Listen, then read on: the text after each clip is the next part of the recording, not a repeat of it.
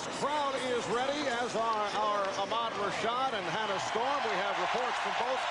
While it was very animated, Michael told me it was still friendly. He said he was welcoming Gary to his home and reminding him that they had no chance of winning there in his house. Now, Gary reciprocated by saying, well, on Sunday, you got to come to our place, and things will change. Now, Michael told me. The officials, Dick Pavetta, Steve Javy, and Hugh Evans. A reminder that the Sonics and the Bulls are well aware of. Only two teams in the history of the NBA have been able to come back from an 0-2 deficit. Bill's Portland team did it in 1977 over the Philadelphia 76ers. Boston did it in 1969 against the Los Angeles Lakers. Seattle's got to have a great start today to give these fans some hope and keep them cheering. Plus, they have to attack and execute on the offensive end, fight through the fatigue. And the Bulls say they are ready for this emotional onslaught from this crowd. They know the Bulls, that is, cannot ease into this ballgame. Seattle is starting to gain some confidence. It is Irvin Johnson and Luke Longley on the opening tip, and taken by the Bulls. Tony Kukoc in the starting lineup for Ron Harper, as Ahmad mentioned, because of the left knee bothering Harper, but he is expected to see action. Jordan going at Hawkins to the fadeaway. Rodman missed the tip. Longley missed. And Payton came up with the loose ball. So the Sonics to the offense for the first time, and it is Jordan guarding Payton. Shrimp played by Kukoc. Backs him in and feeds to Kemp. Rodman with the rebound. Dennis coming off the 20-rebound performance in Game 2. Longley. Now he stood totally still. Here is Kukoc. And as he did in game number 1, helped to turn things around. Pippen able to save that backdoor pass. Here is Jordan for 3. Bulls continue their terrific ball movement, and I like the fact that Michael Jordan is guarding Gary Payton here. He is not going to let Gary Payton get off. Well, Payton does. You're next. Bulls 7 and the Sonics 2. The Bulls able to get off to the quick start. Jordan setting up Longley. Yeah. George Karl not giving anybody a chance to play as Jordan will drain this 3. And Payton from deep in the corner. Rodman for Jordan. 2-on-1 development. The lead for Kukoc. Stopped by Hawkins. And a jump ball. Good play by Percy Hawkins. Hugh Evans called a jump ball, but the outside official, Dick Pavetta, has called a foul on Hawkins. Well, Michael Jordan and Tony Kukoc continue to have a little bit of discussion. I think Michael was disappointed that Tony could not catch and finish on that lob, but he didn't have his steps right. His timing was off, so all he had to do is he made sure he kept possession of the basketball. That was the smart thing. Pippen got the step. And although the Bulls won Game 2 on Friday night in Chicago, Michael Jordan was not pleased with his own play or with the play. It does not appear to be the case here at the start. And Gary Payton has come out firing away. You just saw that air ball from deep in the right-hand corner. He's taken lots of shots, but those shots have got to go in. Seattle 0 for 3 from behind the line, continuing a disturbing trend as the offense is crisp. You mentioned the disturbing trend as Kemp is able to get position. Well, that's been the focus of Chicago's defense throughout the playoffs against every team. They do not want to give open looks to anybody. Tony Kukoc, particularly from the defensive end. Backdoor lead for Longley, who blew the layup. And here's Kemp. Offensive foul. It's a charge on Kemp. Well, Dennis Rodman saw that one coming from about 30 feet away, and he couldn't believe that Sean Kemp just kept coming and coming and coming. He was standing there waiting forever. The offensive charge. Another turnover. Gotti and Rodman. Illegal defense was just called for the first time against Seattle. Here's Kukoc for 3. 17 on the shot clock. Shrimp. Sonics trying to break. Payton got the roll. And it's the ball. Their free throw, and they get a terrific look and finish. The lead for Jordan, and he misses the layup. But ball that the Bulls have shown over the first 2 games and a quarter. Here's Longley getting inside. Nice move by Luke. Feels he can maybe get his touch again. Perkins off the head fake. Sam Perkins with a strong move. Longley unable to control Perkins. Perkins is left-handed, Luke. Jordan, yes. Chicago goes to the offense. They have been scoring at will in this first quarter. That's a classic example of just what great offense does to a very good defense. One of the top-rated defenses in the NBA, Seattle, this year. And a 3 for Jordan. That gives him 12. Bulls lead 30-12. Well, the Chicago Bulls respect the defense of Seattle. I think that's why they came out. They knew they would be tough in this building. That's why they had come out. They spaced the floor beautifully and passing the ball and making their shots to a team. The steal by Jordan leading to the breakaway by Pippen. Oh, the Bulls are just eating up the Sonics in this opening quarter with 1:35 remaining. It's the Bulls 32 and the Sonics 12. 22nd timeout called by Seattle. Michael Jordan hits the three-point shot and then comes right back on the defensive end on the advancement of Seattle's offensive possession. The look-away pass and Scotty off to the races, and you have to wonder if Chicago was just toying with Seattle back in the Windy City. Long-remembered Willis Reed appearance in Game 7 back at Madison Square Garden, leading to the victory in the series by the Knicks over the Lakers. Pippen on a lead for Rodman, and the onslaught continues. And no excuse. Approaching 1 minute left in this first quarter. Trent. It's a steal, whether it's a rebound, the outlet pass of Scottie Pippen getting out, getting the lead pass from Kerr, and attacking the defense. A 5 for 10 shooting performance, 13 points in Game 2.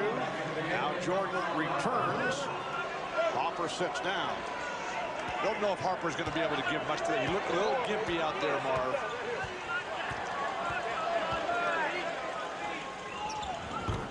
16 seconds remaining in the quarter. 18-point Chicago lead. And the Bulls holding for a final shot. Down to 5. Jordan putting moves on Askew. 1 second remaining. Well, Askew played him well. So the Chicago Bulls in command after 1. They are up 34-16. Tony Kukoc providing a lift in the starting lineup at 3 of 5, 7. Showtime that he thinks it's mental, not physical. It may be a bit of both here in the first half. Now the Bulls have brought their A game in that first quarter. Nice move by Coach Weddington and Rodman. Shot clock at 6. Jordan got the step, rejected by Kemp. Sean Kemp came over and made the block. Jordan is very frustrated. Just 2 seconds on the shot clock. He is playing so well. His teammates, Kukoc, not keeping up with Michael Jordan today, and he's frustrated about it. All right, Jordan. Will it count? No. 24-second violation. Well, Dick Bavetta, the trail official, having a look at this, but so difficult to hear. You see the shot clock on the left part of your screen. Very, very close. Michael Jordan in his inner ear, he felt it was good. But Bill, you have gotten the matchup that Just watching Jordan and getting in up close to his face and seeing the defensive effort. It's just so inspirational. And the crowd very much back into it. Hugh Evans calls the foul on Gary Payton. 8:01 by Seattle. And right away, Michael wanting to take that weak side post position against Payton, and Payton battles hard. This is why he is the defensive player of the year, and really, that was not... Payton again working on Brown. Payton lost his balance. Payton, oh, what a sequence. All season long, yes, they force him, but they kick it away too many times. 9 turnovers already in this first half. Shot clock at 5. Brown for 3. Randy Brown. He's got 2 points this afternoon. Seattle had only 10 assists in the game on Friday night. Payton able to chase it down. Trepp eluding Bushler, who just came on in the first half. Oh, a nice pass from Payton.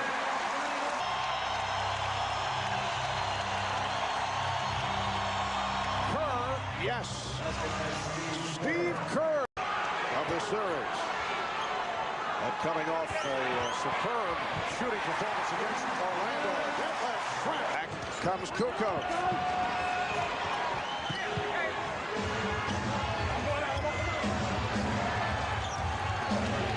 Again, it's Payton on Jordan. Sally, played by Kemp.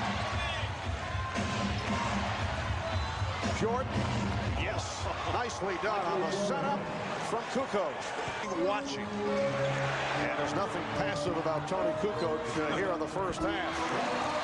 Sean Kemp, 35.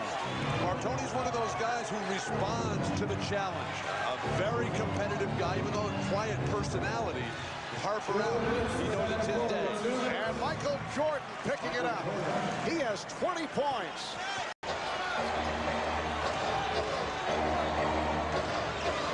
Jordan being guarded by Wingate. Shoots over him. Yes.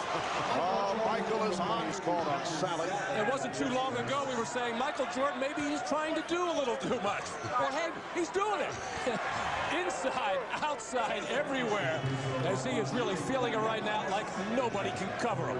When we were talking to him before the game today, you could just feel that intensity. Just that much live in the Southern Hemisphere. Bulls with a 56-37 lead. Jordan, yes. Michael Jordan, 5 points in this first half. I was saying how the Sonics would like to go into halftime, maybe down 10 or 12. Well, it's gone the other way, now to 21. And with all the ideas to double-team Michael Jordan, probably the best time would have been to do it these last couple of minutes. Now, yes, he's out on the perimeter, and you don't want to run crazy double-teaming, but when he is this hot, you must run at him and get the ball out of this first half as we come up on 10 seconds to go. Here's Pippen. Yes, and it counts. Well, a symbolic finisher to a first half that has been just splendid for the Chicago Bulls. It has been a clinic for Chicago. Every aspect. Jordan, Pippen, the big guys are playing their game. Dennis Rodman celebrating. And one, he said. And refereeing. Yes. Something different. Well, they did miss a free throw. Final seconds of the half. Biggest lead of the night. Enjoyed by Chicago. Bushler with the steal. A 24-point lead for the Bulls, who are seeking to go 3 up in this best of 7. Michael Jordan leading the way, 27 points, 15 in the second quarter. We'll be back in a moment with Bob Costas and the Prudential halftime report. Chicago lead. Let's check in with Ahmad Rashad. Ahmad? All right, thanks, Mark. Excuse me, Dick. I'm trying to do a reporting. Phil Jackson, unlike in Game 2, didn't have much to say to his team at halftime, but he did say that the second half will mean nothing if they can't pick up where they left off in the first half. Also, to be wary of Seattle coming out and pressing. Marv? Oh, that official Dick Bavetta is such a wacky guy, isn't he? He'll do anything for on-camera time. Seattle starting Frank Brakowski in the second half, not going with Irvin Johnson, who's been the starter. Maybe Frank Brakowski can give him something from a perimeter as the Sonics really struggle from downtown. Longley comes out, followed by Brakowski. Shot clock is down at 2. Here is Longley. Well, Michael Jordan with that, what has now become the patented get up in the air fadeaway shot, just kept fading all the way back and all over our NBC cameraman. Philly gave it 48 hard. Well, I know Matt can fill us in on that one. Freddie Scolari in the backcourt for the Baltimore Bullets. I knew that. Did you coach him too? Very good. Good defense by the Sonics. Pippen. And it's a 24-second violation. The basket will not count. Pippen just tossed it up looking to hit the rim, and Rodman trying to save it. And now there's a discussion. Rodman is applauding the call. Perhaps they are changing the call. Steve Javie, Hugh Evans, Dick Bavetta talking about whether that should be a 24-second violation. If not, the basket would count.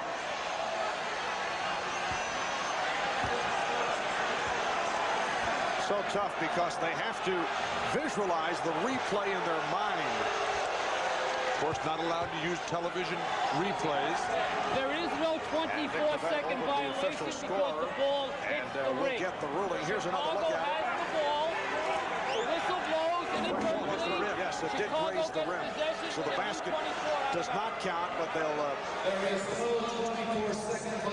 see how they reset the clock. They'll put some time back up. Well, they'd have to give him a full 24 because the ball did hit the rim. And a good ruling by the officials as the shot clock sounded and the whistle blew, just everybody basically stopped other than the alert Dennis Rodman. And there again was Sean Kemp unable to keep Dennis Rodman off the board. Hannah was talking about that's what they did all day yesterday in practice. Interesting how they wait until before Game 3 to realize you have to block Dennis Rodman off. Kowski trying to tie up Longley. Jordan rebounded by Bukowski, and he nearly threw it away. Hawkins eluding Jordan, who picks up the foul. That is his first. I've always loved it, Marv, when these great players like Jordan and Barkley and Bird and Magic, who are so involved in every play. And then pulling him away. Well, the crowd here in Seattle very much back into it, with the Sonics chipping away, but still trailing by 19. Travel called on Longley. Well, you can also tell from the talk of George Karl in that halftime saying, hey, guys, we got to let it all go right here. Frank Bukowski, if you can get somebody involved, do it. Sean Kemp, you have to start getting physically involved. Not scored in 4.5 minutes. They've been outscored here in the third, 7-2. Kemp had it excellently knocked away by Payton, able to recover and hit.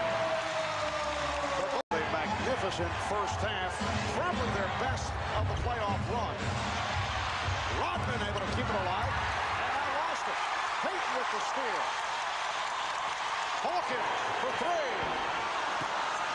They just cannot hit from downtown, and it leads to this. A fast break bucket by Jordan. And George Karl has on one break. Kemp with the spin move, but had nowhere to go. Bukowski for three, and he is able to hit. Uptown. That's Bukowski's offensive game. Feed off the penetration, spot up at the line. What a pass, Jordan. Longley. Tied up by Kemp. Sean Kemp with a brilliant defensive play. Well, Luke Longley wisely keep moving, find the open area as Jordan is double teamed, and then Luke Longley trying to do the right thing, take it strong in the basket, but just unable to finish that play off against the bigger, stronger, quicker Seattle defenders. Pippen was blocked by Bukowski, who is becoming a factor in this third quarter. Foul called on Rodman.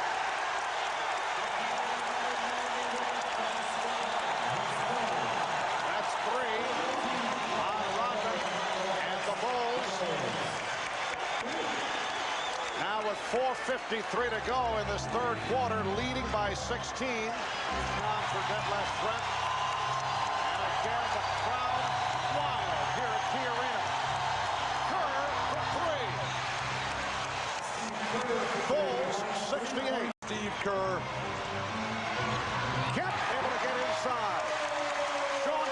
the offensive end. Chain of defense. Shot clock at 7. Pippen. Oh, beautiful move with the head fake. Apparently they did wave it off. Called it a 2. Here's Wingate for 3. David Wingate. Now Peyton posted. Facing the double team. The steal by Pippen. Kukoc chased by Perkins. The Bulls with a 73. It's really picked up. This is Seattle's Sonic basketball. But this is as tough and intense a defense as you'll see all season long from two teams on the same floor. Wennington, Bill Wennington with a second field goal. It's the Bulls 75, the Sonics 61, 10 seconds to go in the third quarter. Down to 5. Wingate. And that is it for the third quarter. Seattle outscored Chicago 23-13 to get back into it. Trailing by 24 at the half, trailing by as many as 26. It is now a 14-point game. Bill Wennington with the corner jump a moment ago to extend that Chicago lead. Dennis Rodman sitting out a good portion of this third quarter. We'll be back with the fourth after these messages and a word from your... We have seen this crowd in a frenzy right throughout the third quarter. The Sonics getting back into it. Chicago shooting only 6 of 19 from the field in the third. Michael Jordan, only 2 points in the third quarter, was not part of the offense, but figures to be a different story here in the fourth. Jordan now with a pick. Kukoc just dumping right down to him. Sam Perkins too late. The guard, I think, has to go ball side on that play with Jordan particularly, so you can front him down. He does take that post position. And a foul on Wennington, a non-shooting affair. Peyton putting the spin on Kerr. And Kerr on the loose ball. Foul is called on Peyton. Steve Kerr was not a factor in the first 2 games in Chicago. Gary Payton gets called for this foul here on Dennis Rodman. Just holds him, keeps him from coming up the lane, and then says, who, me? I didn't foul. Technical foul has been called. It's on Peyton, who apparently had something else to say in the direction of Steve Javie. It's been a very tough series for Gary Payton. In game 2, he shot only 6 of 15. Game 1, played 47 minutes, only 6 of 17 from the field. Will not help his cause one little bit. Jordan with the pull-up. Yes, and it counts. Foul committed by Wingate. And Jordan to the line. So kind of a restful third quarter for Michael and Jordan, who is certainly right back to it. It just appears as if the Bulls and Michael Jordan can do whatever they want, whenever they want.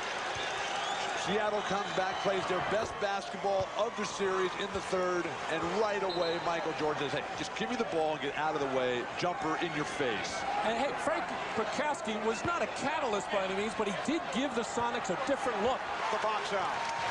Shrep had to save that lead thrown by Peyton.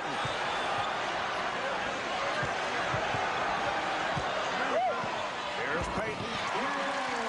Gary Peyton with 12 points. And Wennington on the floor, but I'm sure it won't be too long before Scottie Pippen re-enters. Absolutely, because the Bulls are so much better when they go small.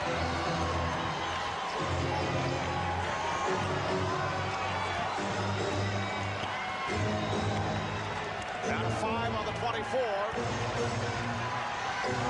Pippen for 3 with 2 seconds remaining on the... Although he has not shot well at 5 for 14. Marv with the Bulls. Oh, Longley off the penetration again. Kemp can't keep him under. For some of the players, you'll see some of the press conferences. As we look back at game 3 here, native land of Australia, member of the 1988-1992 Australian Olympic teams. Was certainly his finest moment as a professional. Jordan fouled by Hawkins, and Rodman and Burkowski getting involved. And Phil Jackson at the other end of the floor taking a very long look and now whistling to his team out there. He does not want Dennis to do anything that is not going to have him ready for a game 4. You just have your heart in your throat at all times when they get tangled up. And see, Dennis initiates all that by getting his arms tangled up underneath the other player and then makes it appear that in this case Frank Burkowski is doing the holding. Once again, with the game not in the balance, a 22-point lead. But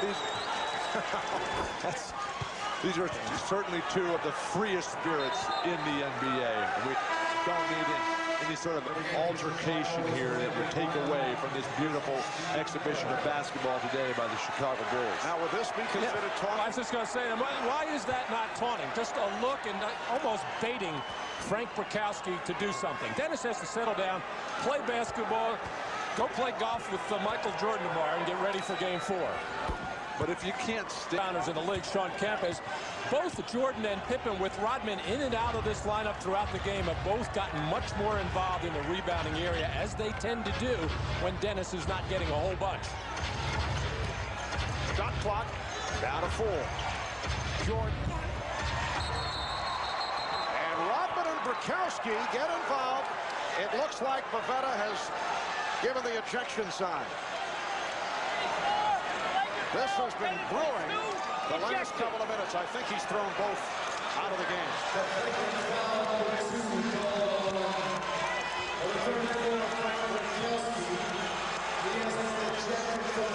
Burkowski ejected.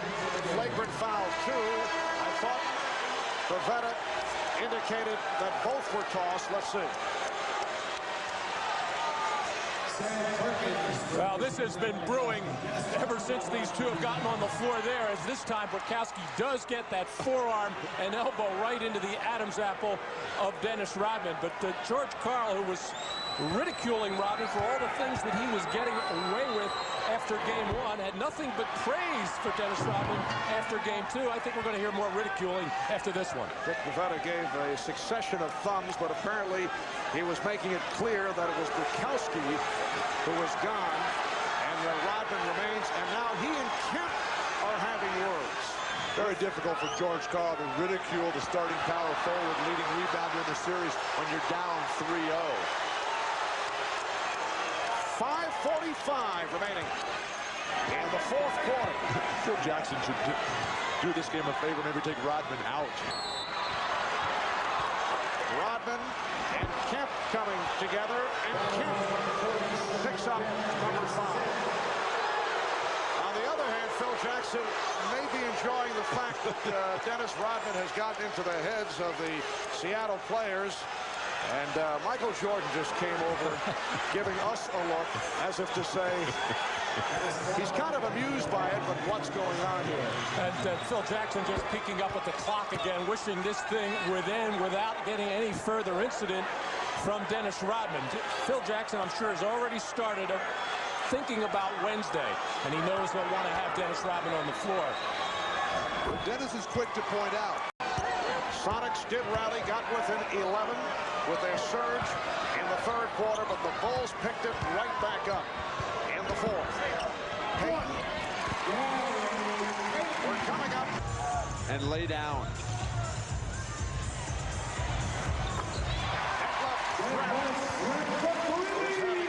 For Michael Jordan, his high game in this series, and certainly feeling much better about things. He was very unhappy, very frustrated, but about the way he played and about the way the club played, although they beat the Sonics in game 2. And I'm sure it made him feel good and helped the whole ball club by getting after Tony Kukoc about those couple of times where he passed up some shots and jumping on Luke Longley about maybe feeling sorry for himself with those 5 stitches. And I think that definitely picked up. That long layoff really did hurt him. Nice passing, Scottie Pippen. And Bill Wennington is 3 for 3. Come on, look how it keeps going. The flow is still there. Dribble away, pass back up top, screen away, pass to the weak side. Waited to the last few moments. Bushler able to drill it. Hawkins on the fake. 108 to 84. Wingate. So the Chicago Bulls in a blowout of the Seattle Sonics. They opened up with a burst, anticipating the high energy from this crowd. And they were able to just take it all out of the Sonics right at the start. Time has run out. The Bulls winning Game 3, 108-86. The Bulls led by Michael Jordan, who finished 11 of 23 from the field, 36 points. And now the Bulls and the Sonics look to game number 4 here in Seattle on Wednesday night. That'll be a 9 o'clock start in the East, 6 o'clock on the West Coast. All right, let's go to Ahmad Rashad with Michael Jordan. Ahmad? All right, thanks, Marv. Michael, finally a game that you guys can feel some satisfaction with. You won the last 2 games, but really not played very well. Today you played excellent. Well, I thought we were going to give it away a little bit in the third quarter, but I think the first half we came out and basically took the crowd out of the game and took some of their momentum very early. And from that point on, I think we tried to control everything, and we pretty much did. I think when they started making a run at us in the third quarter, we just had to find something to contain them and slow them down because they were coming very hard. How do you account for that start that you had today? Because in Game 2, you guys started, very lethargic, no energy, but not tonight.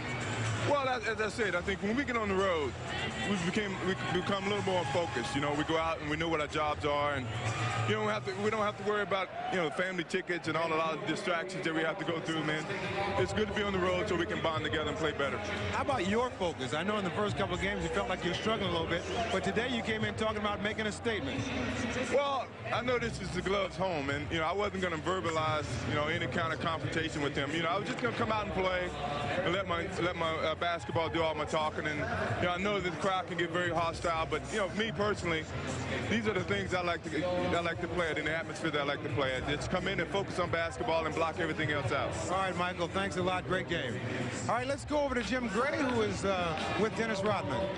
All right, thank you very much, Ahmad. Dennis, you came out and you crushed them in the first 10 minutes of the game. Was that the game plan? Michael Jordan said before the game that's what needed to be done. Well, I look at it like this, all night long I've been saying, I couldn't sleep. I said, we got to get this game. We have to get this game.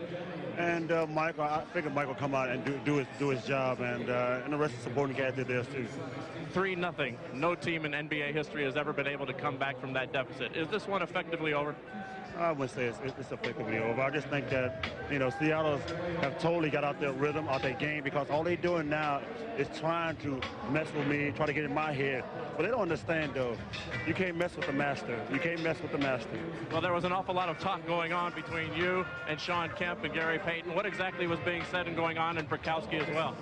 I think George called just basically bring Brikowski in and try to mess with me. But you got to understand something. It's the difference between trying to come out there and play basketball and be physical and doing your job. And they're not doing that right now. All they're trying to do is trying to be physical. That's not their game. Will it be a long 3 days for you guys? Is it going to be hard for you to remain concentrated and trying to wrap this thing up? I didn't play all night tonight, so I'm ready to go tomorrow. And the next day, I'm ready to go. Let's do it. Let's do it. Let's get it over with. Hello, hey, Dennis, congratulations. Let's go back to Marv Albert. All right, Jim, you can't mess with the master. We take that away from game number 3. We'll be right back in Seattle after this.